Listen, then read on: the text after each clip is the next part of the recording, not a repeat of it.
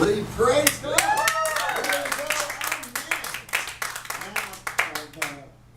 The song before last, Undefeated, that's what I want to talk to you about today.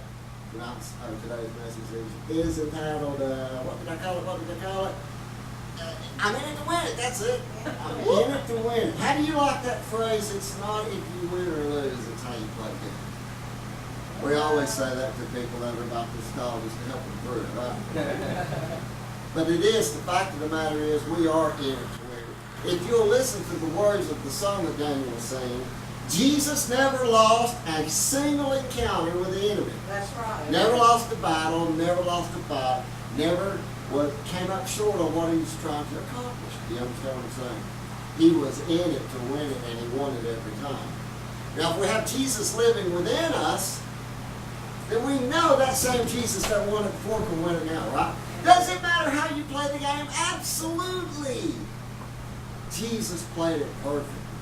He was righteous, he was good, he was giving, he was kind, he was the healer, he was the prophet. He was everything that God and man could and should be. He did play it right. It's not how you play the game, or not if you win or lose, it's how you play the game. It's both. If we play it right, we're going to win it. How many of you today want to win it? Or are you just here? I'm going to win it. If you're going to be in it, you might as well win it. Amen. If you know it's possible to win it, why lose it? I want to talk to you today about what it takes to win it. You want to know what it means to win it, what it takes to win it? Amen. All right, first of all, you've got to be willing. So willing to what? Well, willing to take on the spirit of a winner. To believe that it can be done. Well, I've tried before and I've tried before. I like to use this analogy. If I'm climbing a ladder, and my object is to get to the top, but I'm about 3 rungs up, have I failed? No, I'm not at the top. I'm not through climbing yet. That's the way you got to look. If you've taken 3 or 4 runs at the same thing, 4 or 5 rungs at the same thing, know that that's what it takes to climb the ladder. That's what it takes to get up. One of the things that Hollywood is always doing, they're trying to show us stuff in movies, right? You ever get morals out of movies? If you watch a movie and you don't get a moral, then you didn't really watch the movie. And one of the things they're always showing us is you can't do this thing alone. You're going to need some help. The word says, if you be willing and obedient, you shall eat the good of the land. Willing and obedient. So before you can be the hero that does it all, you got to be the person that gives up it all. You got to be the one that submits. You got to be the one that bows your knee. You got to be the one that's willing to work with others. You got to be the one that understands I can't do this by myself. Before you stand up and be Lone Wolf McQuade, or before you stand up and be the Lone Ranger, you got to bend your knees and realize I want to need some help in this life to win. Yeah, you guys get what I mean on that? Amen. How many of you think you're really going to win it by yourself? No. You know, there's a concept in economics and sociology called the exchange concept. And what it really means is this. None of us are self-sufficient in and of ourselves. We must come into relationships in order to exchange things we need one from another. That's the way it is, isn't it? I'm not complete without you, and you're not complete without me. So we come into relationships, and those relationships are forged out of a need to swap or to barter or to give to one another the things we each need that we can't produce for ourselves. So we're all entering into relationships with an intuitive knowledge of knowing, you got something I need. Now remember, if we're going to win it, first of all, we've got to understand that relationships are give, take, give, take, give, take. You can't just take, take, take. But you cannot do this by yourself. God made us weak in the sense that He said, I am going to make you dependent upon other people. And you're going to have to learn to treat people right, or you're going to run people off. You're going to have to learn to give in this take-exchange relationship. You're going to have to be willing and obedient. And some of us don't like to be told what to do at all, do we? Not even by ourselves. We've been walking down the road and think, I need to do this. Hey, tell me what to do. How's yourself? We don't even want ourselves telling us what to do. Somebody walking out the store, God told me to have a nice day. How dare Him tell me to have a nice day? I got my day set up. It's going to be lousy. It takes a spirit of humility, submission, and a spirit willing to get along with others. Listen to other people's ideas. W.H.A.M can't make it as individuals, but we can together as a united team, right? We can do great things for God and support one another in the meantime. But each of us here has to realize there's no hero. There's no leader but Christ. There's no one in charge but God. Do we get that? Do we understand? So what if you get into this mindset and you're like, yeah, I'm part of a team. It's a team thing. But then the team don't want to play. You ever been there? You ever been there trying to motivate people into doing what they ought to do and they just won't get on board, won't get on board, the whole family's against you, nobody wants to do the right thing, here you are, you're trying to do the right thing, and they will not do anything but hinder you. Now all of a sudden you got to do what I told you not to do. You got to stand up and lead, you got to stand up and be the one that says, we're going forward. And you got to motivate, you got to educate, you got to encourage people to stand up and be ready to do the right thing. You got to show them it can be done. You got to get up and start doing it as an example so that they'll follow you. You got to take the initiative. Some of us have been praying for the same thing for 10 years. And God's been saying, get up, get up, get up, do it, do it, do it.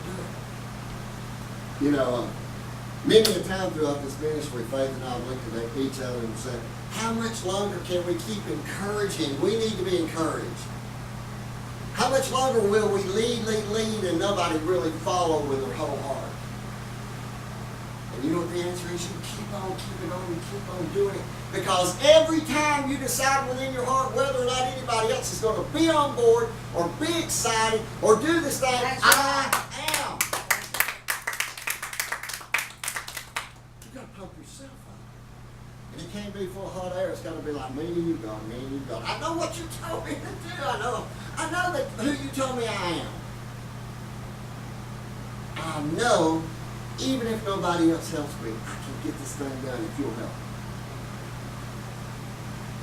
So we got to take the initiative if nobody's willing.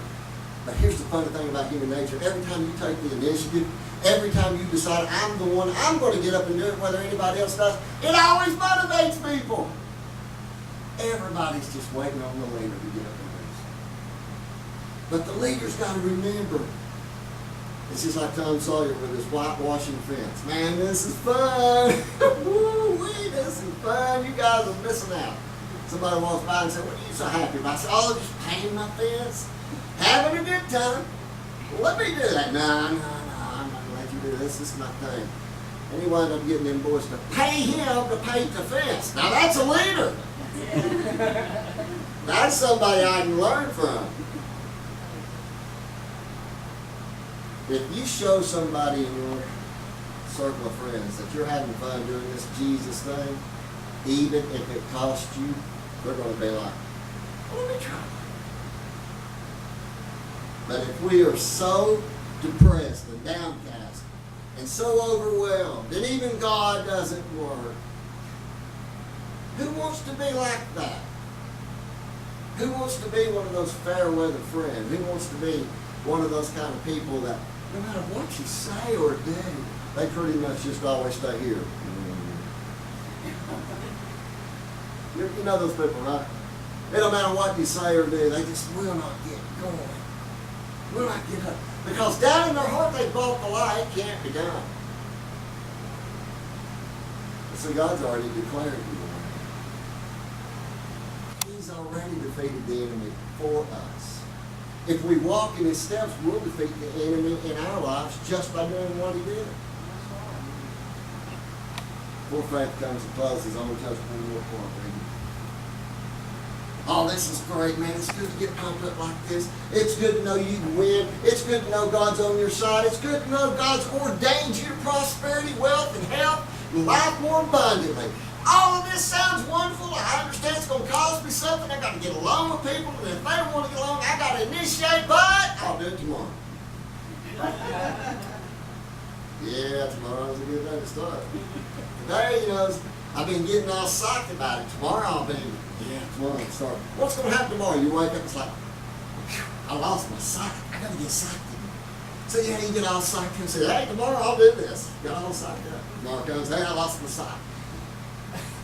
So we just keep on stroking each other and getting each other pumped up, because tomorrow we're going to do this thing. Halftime's halftime.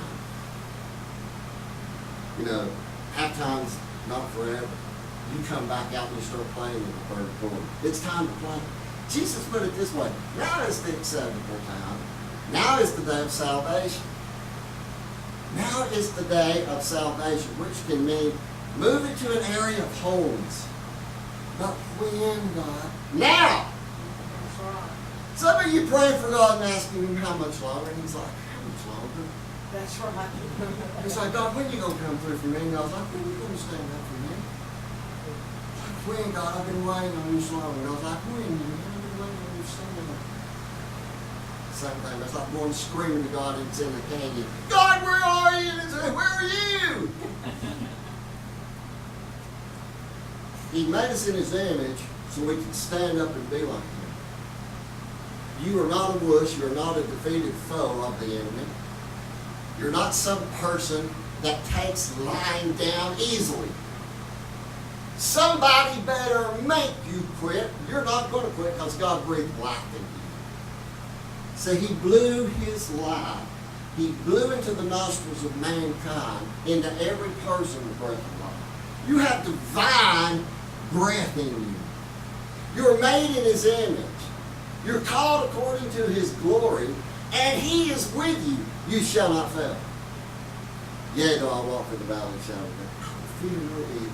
How good God is that. Now, guys, are we in it to win, or just to show that we can be nice while we play? Play nice. See, a lot of people think Christians are all about playing nice. We are. But nice guys don't finish last. Nice guys finish, and they finish first, and they finish well, and they get everything God intended for them to have. But a lot of people think, I'm mostly nice, so I should still win. Let me ask you something. If you wore one team's jersey on the first half, and you came out dressed in the other guy's team's jersey in the second half and played for them, what do you think should happen in your life? You can't make up your mind whose team you're on. And then you wonder, well, I'm good half of the time. Why ain't I getting half of the blessings? You're playing just as hard for the other team. Some of us get all the way on God's team, but we want to sit on the bench. Some of us get on God's team and we want to play, but as soon as we get hit, we get hurt. Oh, I'm out for the game. But then there's the ones of us that are in it to win it.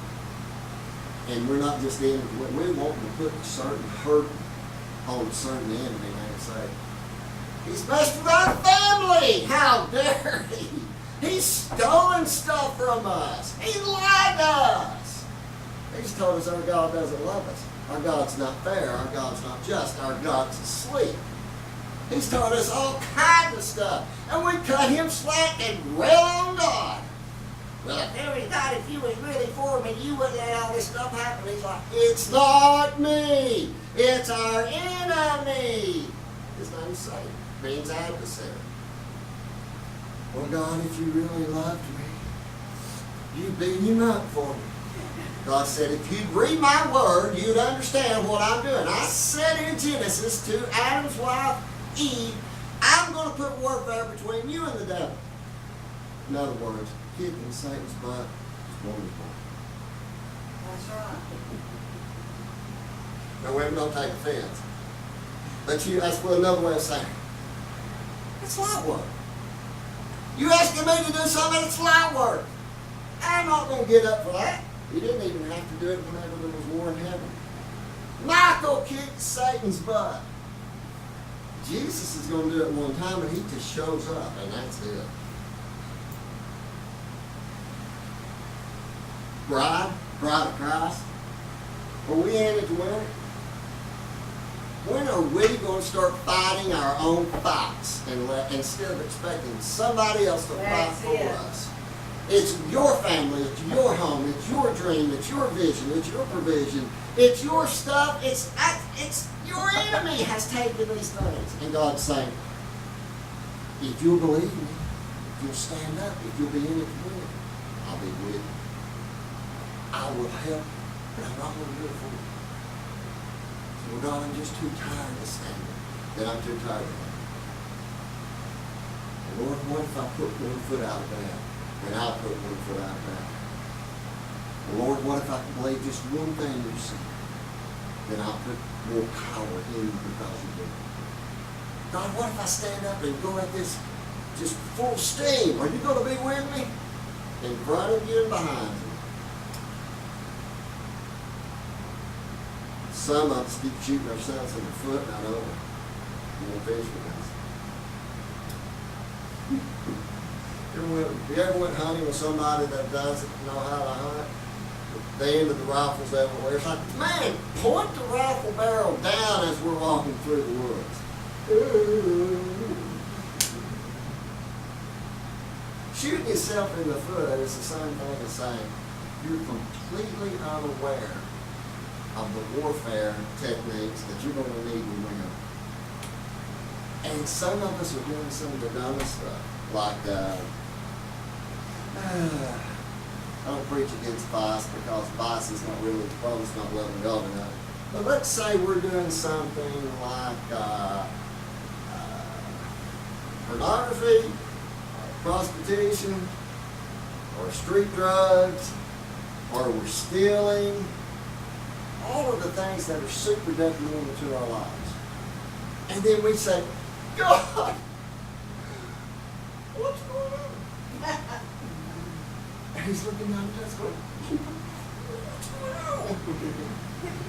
Why are you doing that?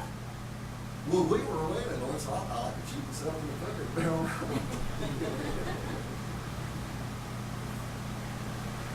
When y'all get serious about winning, he's going to get serious about helping.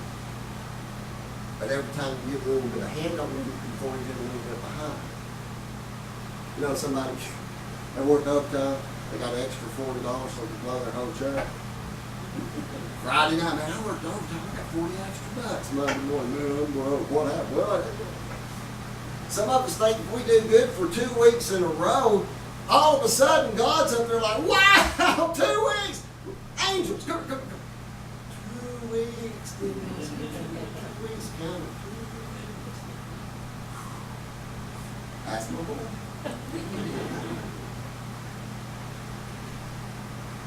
God's tough. If you want to be in your corner and on your side, you're going to do it right. All the time. What do I mean by doing that? I mean this.